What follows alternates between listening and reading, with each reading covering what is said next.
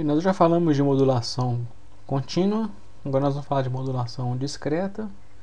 É basicamente a mesma coisa, a mesma ideia. E depois nós vamos falar de modulação por trem de impulsos, chegar no trem de impulsos e a gente vai ver a relação disso com o teorema da amostragem. Então, primeiramente, a modulação discreta, vamos fazer a mesma coisa que a gente fez no caso da modulação do domínio contínuo. Vamos supor que a gente tem um sinal x, e esse sinal x vai ser multiplicado por uma portadora C, e como resultado a gente tem o y. Então o y é o x vezes o C. Pela transformada de Fourier, o que a gente viu é que o y de j ômega, transformada de Fourier do y, vai ser dada pela a convolução das transformadas de Fourier respectivas do x e do c. Então, no caso, como a gente está falando de sinais discretos, a gente vai fazer a convolução periódica da transformada do x e do c.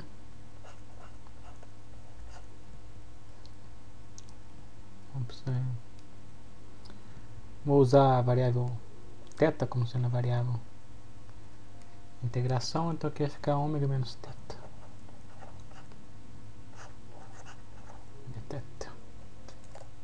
Então, o y transformado de Fourier do y é convolução. Então, vamos supor fazer o equivalente que a gente fez no caso contínuo, Vamos pegar uma portadora, que é uma exponencial complexa, com frequência ômega c.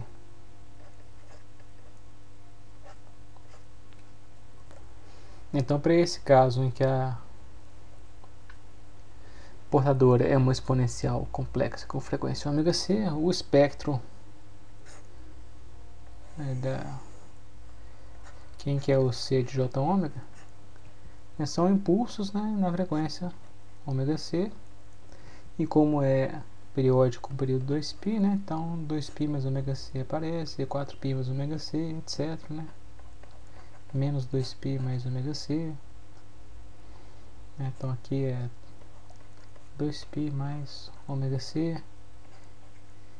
menos 2π mais ômega c, isso aqui é periódico, como toda transformada de Fourier de um sinal discreto é periódico com período 2π.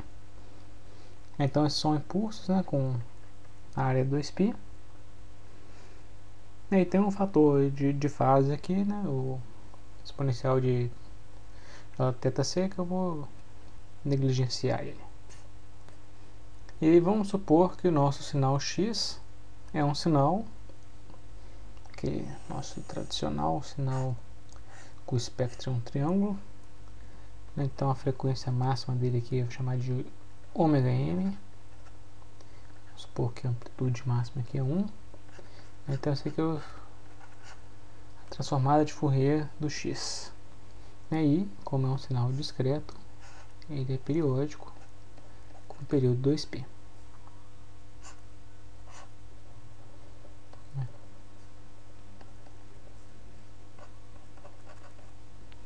Então está aqui o espectro do x. E como a gente falou, a saída do modulador, que é a multiplicação dos dois no domínio de frequência, a gente faz a convolução. E ao fazer a convolução do x com aqueles impulsos que são dados pelo c, o que vai acontecer é que vai aparecer cópias do x onde estão os impulsos. Então vai aparecer uma cópia do x na frequência ômega c, uma outra cópia do x na frequência 2π mais ômega c, na frequência 2π menos 2π mais ômega c, etc. Como os impulsos têm área 2π e na fórmula da convolução periódica aparece aqui 1 sobre 2π, então a gente tem o 1 sobre 2π aqui, e a área do impulso é 2π, né? Então um vai anular com o outro. Isso aqui vai, a amplitude aqui vai ser 1, né? Então esse aqui é o espectro do sinal na saída. Então, obviamente, da mesma forma que a gente fez no caso contínuo, né, aqui também é fácil a gente ver que se a gente pegar uma portadora com frequência menos ômega-c, o espectro da transformada será em impulsos, né, em menos ômega-c, em 2π menos ômega-c, etc. Né, menos 2π menos ômega-c.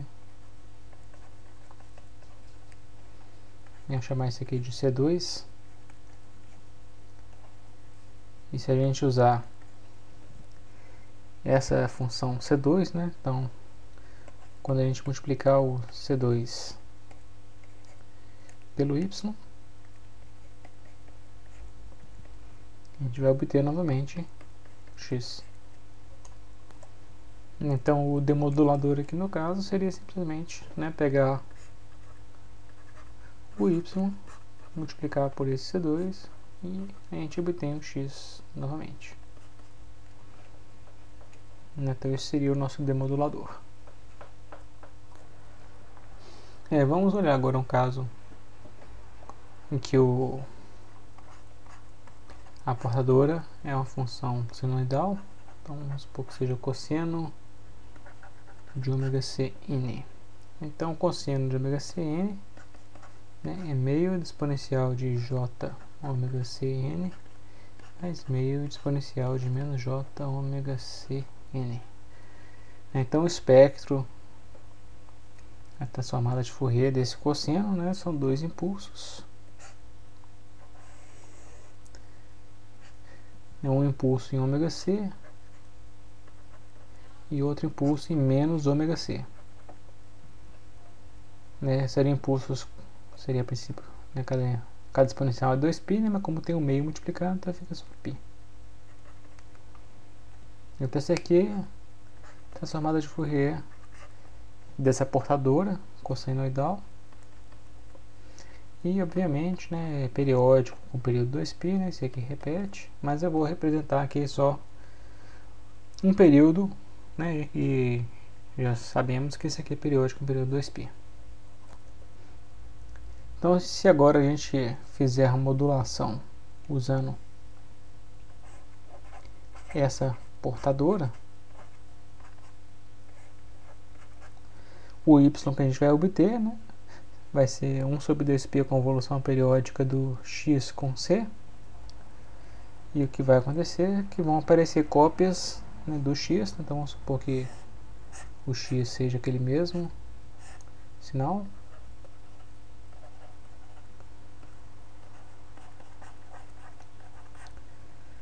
Então periódico, né, período 2π.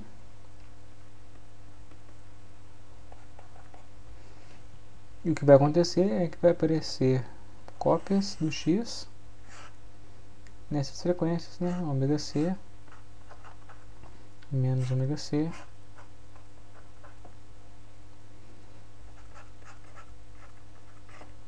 e nos múltiplos,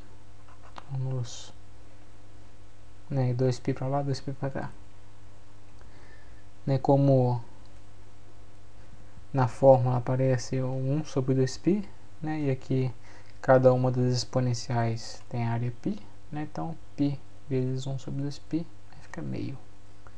Então a amplitude aqui será meio. Então vamos ver o que acontece se a gente utilizar a própria função cosseno, né, para fazer a demodulação. Então vou usar aqui novamente o cosseno, né, nós vamos entrar com y, vou obter um w. Então quem quer esse w? Esse w eu vou fazer a convolução do y com novamente o c que está aqui. Então ao fazer essa convolução, a convolução com cada um dos impulsos vai criar uma cópia no zero, Então, como são duas cópias do zero, elas vão se somar. E cada um deles também gera uma cópia na frequência 2 ômega c. 2 ômega c menos 2 ômega c. Então esse aqui, como os dois vão somar, vai ter o dobro da amplitude do outro. Então vou chamar aqui de W, né? Então o Y tinha amplitude meio, depois vai fazer a convolução com as exponenciais completas, com aqueles impulsos, né, com a área π, e na forma aparece 1 sobre 2π, então π cancela com π, fica meio, e o y a amplitude era meio, né, então meio vezes meio, 1/4, né, então aqui fica sendo amplitude 1/4, né, e aqui como somam os dois, fica meio. Então aqui é o ômega m. E aqui, obviamente, é o 2 ômega c menos ômega m, o 2 ômega c mais ômega m, etc. E é claro que esse espectro aqui do W também, né, periódico com período 2π. Então, sempre subentendendo isso, já que é um espectro de um sinal discreto. E aí, olhando para quem que é esse W, né, a gente vê que se não houver sobreposição, né, vamos supor, se não ocorrer algo assim, né,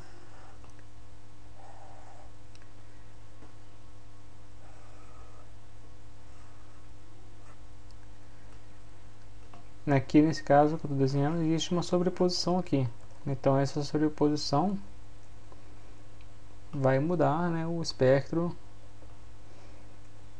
do sinal que está aqui. Então, obviamente, a gente não vai conseguir reconstruir o sinal. Nesse caso, quando não tem sobreposição, né, é claro que a gente pode simplesmente passar um filtro passa-baixos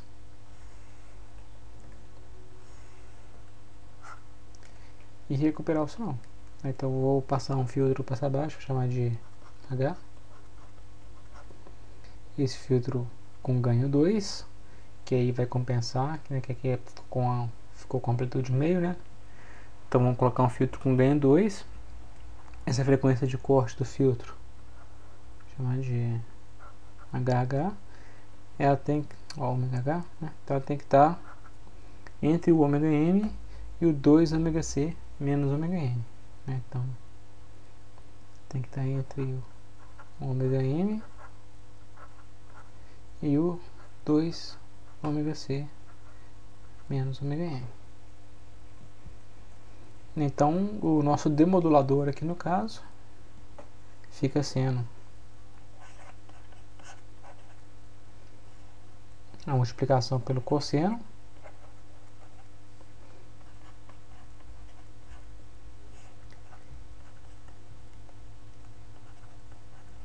e depois passar por um filtro passa-baixos com ganho 2 e com frequência de corte que tem que estar entre ômega m e 2 ômega c menos ômega m, e utilizando esse filtro passa-baixos a gente obtém novamente o x.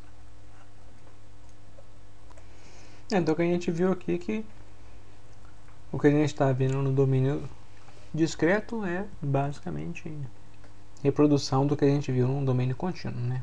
É a mesma coisa. E vamos falar agora de modulação para um trem de impulsos.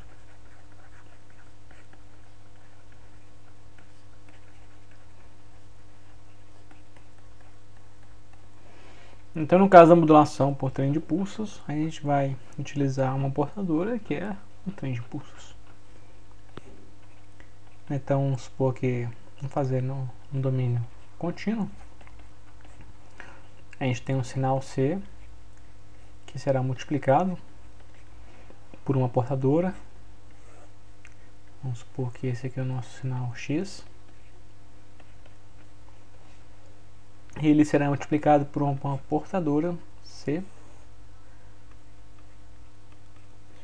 aqui é um trem de impulsos.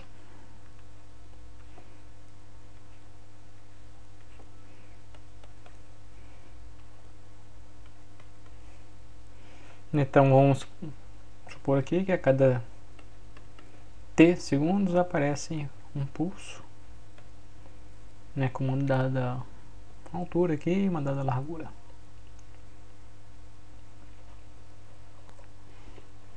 Então o que a gente pode observar? Que quando a gente multiplica o x pelo c, o resultado que a gente tem na saída são pedaços do x, né, como se fossem fatias. Então vou desenhar aqui pontilhado o que era o x. Quando a gente multiplica pelo c, o que a gente obtém são, vamos supor que a amplitude do impulso aqui seja 1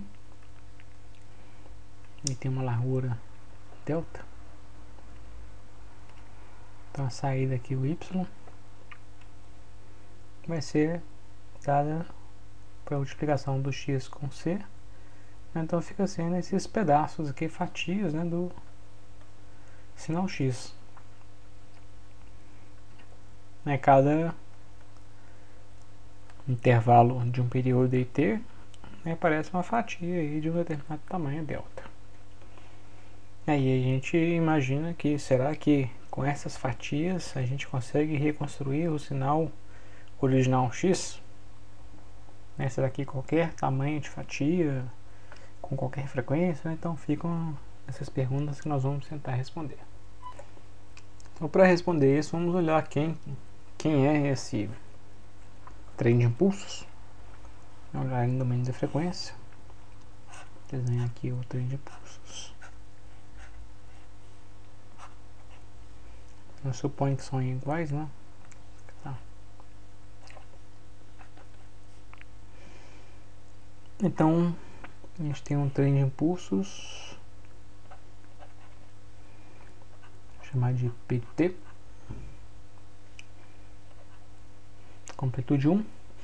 Então ele é 1 no intervalo de menos delta sobre 2 a delta sobre 2, 0 fora do intervalo e periódico com período t. Esse sinal, né, possui uma transformada de Fourier, que a gente já viu, olhando na tabela, a gente vê que são impulsos, né, com amplitude dada por uma sinc. Então são impulsos, é um trem de impulsos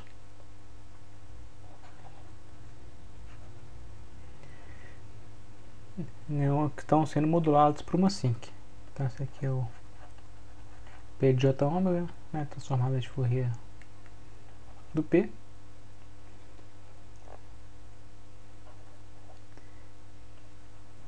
Então a gente tem impulsos e múltiplos, né, da frequência ômega 0 na fundamental. E aqui a gente tem uma sinc, né? Então se a gente escrever a equação disso aqui, né, um somatório de menos infinito a infinito, 2 seno de k ômega 0, aquele delta sobre 2 dividido por k vezes o delta de ômega menos k ômega 0, e onde ômega 0 é 2π sobre t, né?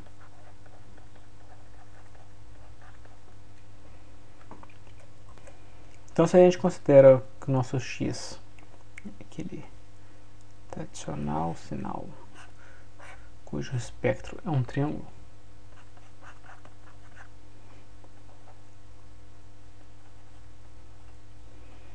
esse aqui é o nosso x. Quando a gente multiplica o x pelo p, tem o y. No domínio da frequência, o que a gente tem é 1 sobre 2π convolução. x de j ômega, convolução com P de j ômega. Como o nosso P de j ômega é esse trem de impulsos aqui, modulado pela sinc, o que vai acontecer é que ao fazer a convolução disso com x, né, vão aparecer os impulsos copiados ali ao longo daquele trem, os triângulos, né? O x copiado ao longo daqueles impulsos que estão na sinc. Então, vamos desenhar isso aqui.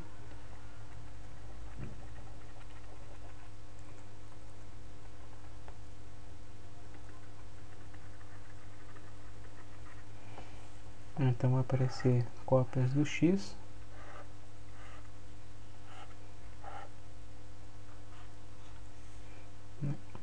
Vamos supor que isso aqui está bem desenhado. Então aqui ômega 0, menos ômega 0, 2 ômega 0, etc. Então vão aparecer as cópias do x aqui dessa forma. Então, aqui é ômega m. E aqui é ômega 0 menos ômega m. Enquanto ômega 0 menos ômega m for maior do que ômega m, não haverá sobreposição de um triângulo com o outro, né? Então, enquanto ômega 0 for maior do que 2 vezes ômega m,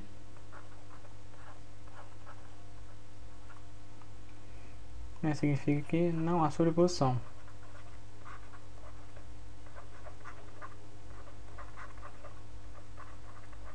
Se não há sobreposição, tudo indica que a gente pode recuperar o x sem maiores problemas.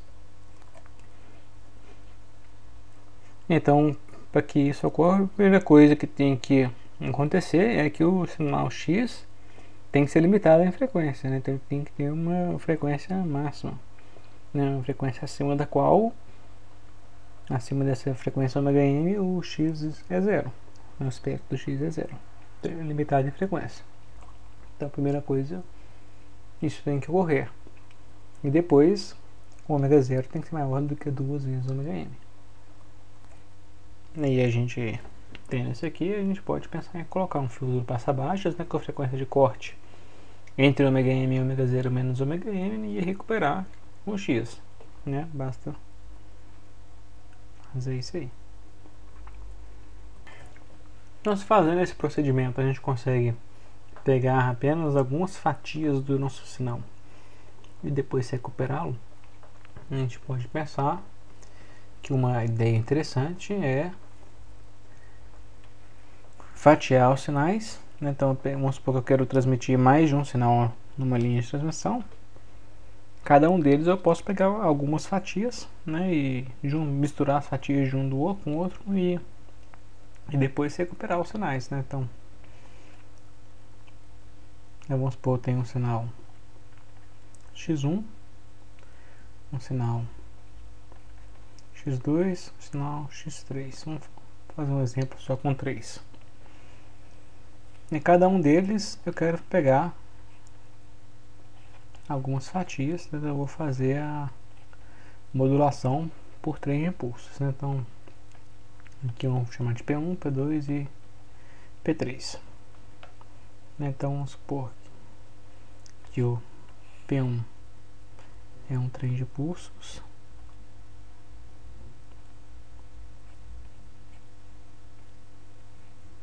assim. Então esse aqui é o P1. Aí o P2, vou chamar esse trem de pulso aqui de P2 e esse próximo aqui de P3.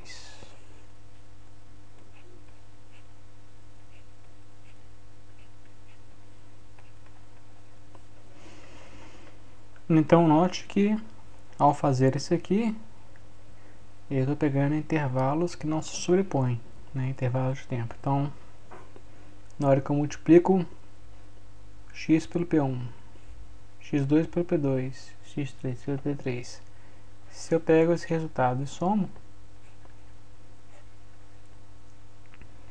Eu vou estar misturando em um pedaço do P1, depois um pedaço do P2 e um pedaço do P3. Um pedaço P1 do X1, um pedaço do X2 e um pedaço do X3. Que vai aparecer aqui no sinal Y na saída. E depois eu posso separar esses pedaços e recuperar o sinal X. Bem, então essa ideia é bem interessante, né? Porque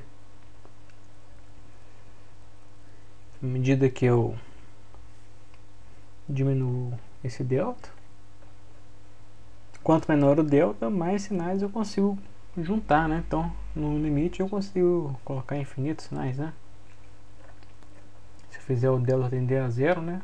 Eu consigo colocar infinitos sinais, né? E obviamente tem algo errado aí, né?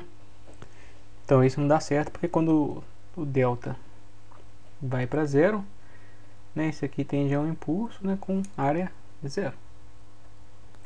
Então não vai ter energia nenhuma.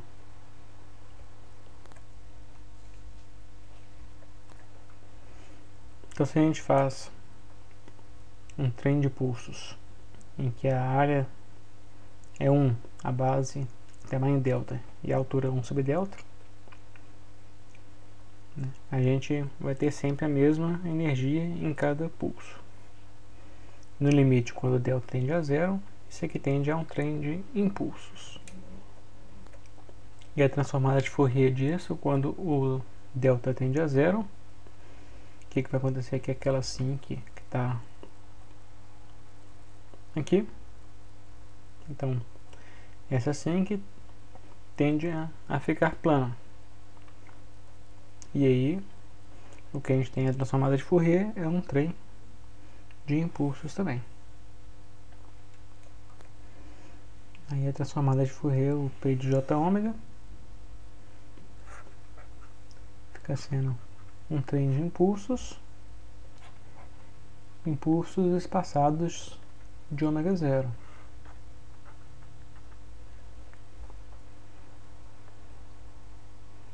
E aqui a amplitude dos impulsos fica sendo 2π sobre t.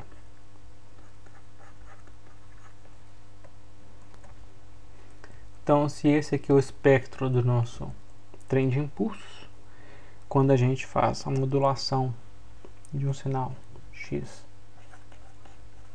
por esse p, trem de impulso, no domínio de frequência, né, a gente tem 1 sobre 2π a convolução. Se o x é aquele nosso sinal de sempre, ao fazer a convolução com o trem de impulsos, vai aparecer cópias do x, né, nos múltiplos da frequência ômega zero.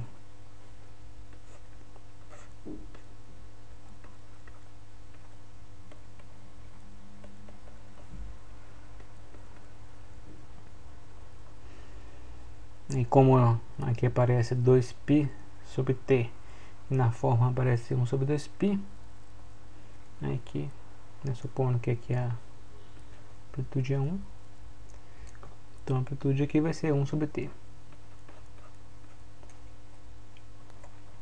E da mesma forma, aqui ômega zero menos ômega m, frequência máxima do x, ômega m, frequência máxima do x. Então, enquanto o ômega 0 menos ômega m for maior do que ômega m, né? Ou seja, o ômega 0 maior do que 2 ômega m, não vai haver sobreposição. E a gente pode utilizar um filtro passabaixas para recuperar o sinal x. Então basta usar um filtro passabaixas com frequência de corte que esteja entre ômega m e ômega 0 menos ômega m, e que o ganho seja t, para compensar esse 1 sobre t que apareceu ali. E no caso dessa condição do ômega 0 ser maior do que 2 ômega m, se essa condição não for satisfeita, o que vai acontecer é que o espectro do y vai ter sobreposição, né? Então,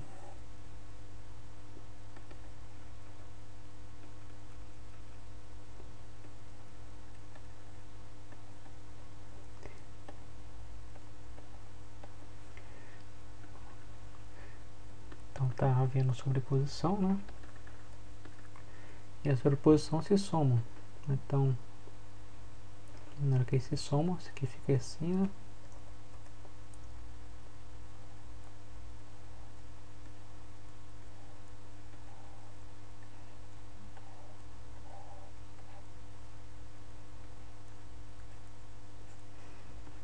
E esse aqui é o resultado, o espectro do sinal na saída.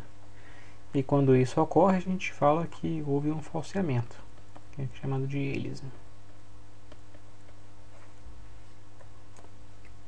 Então, se esse falseamento ocorre, a gente não consegue recuperar o sinal X original. E o nome falseamento é porque aparecem informações falsas, né? Essas frequências que originalmente no X correspondem a outras frequências aparecem no Y como se fossem informações de frequências mais baixas. E por isso chama-se falseamento. Então, o que a gente mostrou aqui da modulação por um trem de impulsos é o que a gente chama de amostragem de sinal.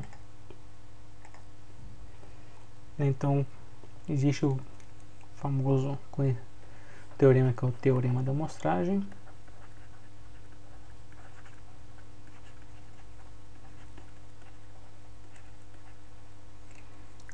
que diz que se a gente tem um sinal X no tempo e a gente toma amostras do X, né, igualmente espaçadas, né, então a gente toma amostras do X igualmente espaçadas, se esse sinal X for limitado em frequência, né, ou seja, se esse x de j for igual a zero para um ômega maior do que ômega m, e se a frequência de amostragem, chamar de ômega s, que é o 2π sobre t, maior do que 2 vezes ômega m, então a gente pode, de forma unívoca, determinar quem é o X novamente a partir das suas amostras, utilizando um filtro passabaixas, né? Então vou resumir aqui, né, que a gente podemos recuperar X de t a partir das amostras, né? Simplesmente utilizando um filtro passabaixas. Então esse é o teorema da amostragem. Falando um pouco do fenômeno do falseamento, né, o hélice,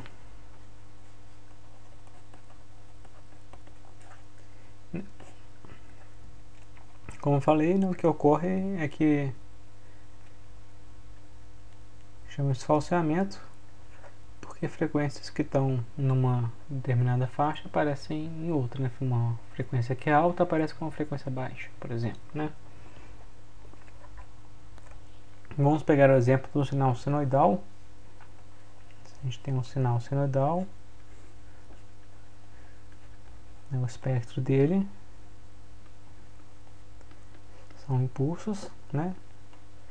Em ômega 0 e menos ômega 0. Se a gente amostra esse sinal, ou seja, multiplicar por um trem de impulsos,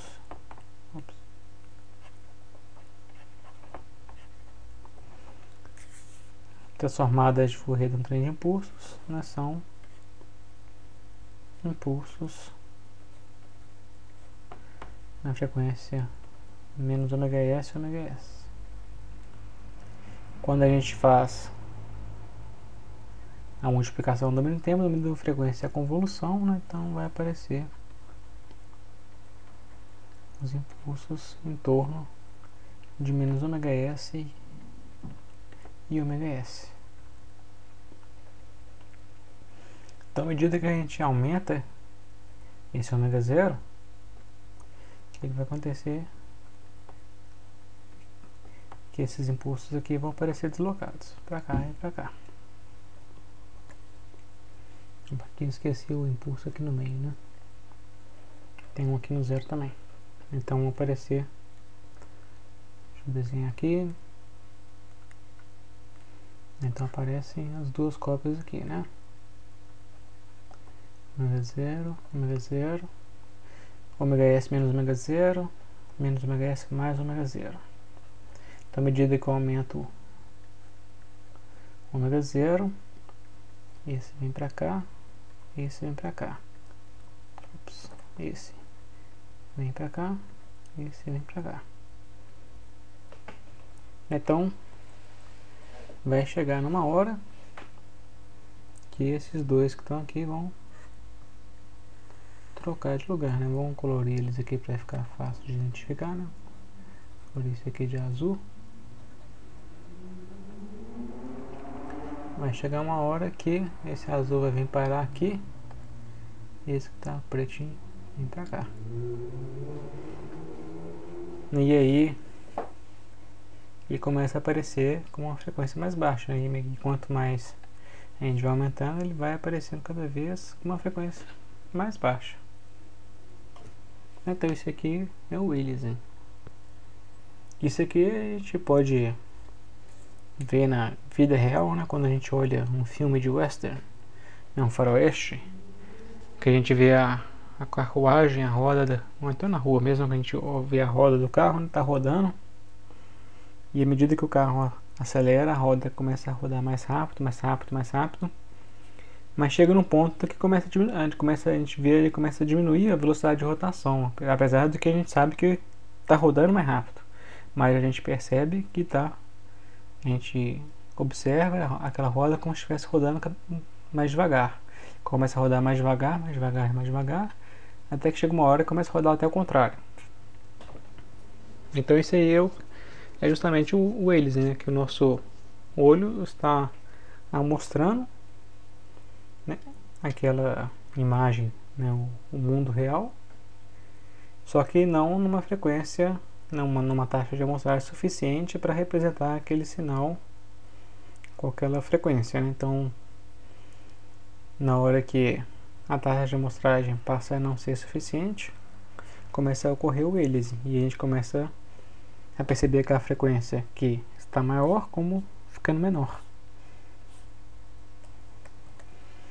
Então esse é um exemplo que a gente tem na vida prática, né, do que é o aliasing.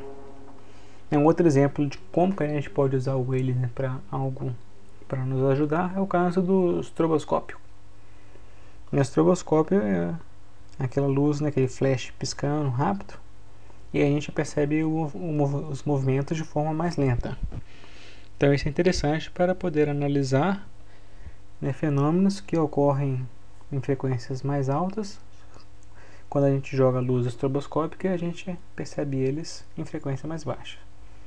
Então, por exemplo, você vai fazer uma laringoscopia e vai analisar a vibração das suas pregas vocais. Então você usa uma luz estroboscópica para ver as pregas vocais vibrando, porque a olho nu você não consegue ver elas vibrando, né? Fica só um borrão, porque a frequência de vibração é bem alta. Então você joga uma luz estroboscópica que vai estar fazendo, né, o efeito de fazer uma amostragem, causando um aliasing, e aquelas frequências que são maiores, você percebe elas numa frequência mais baixa.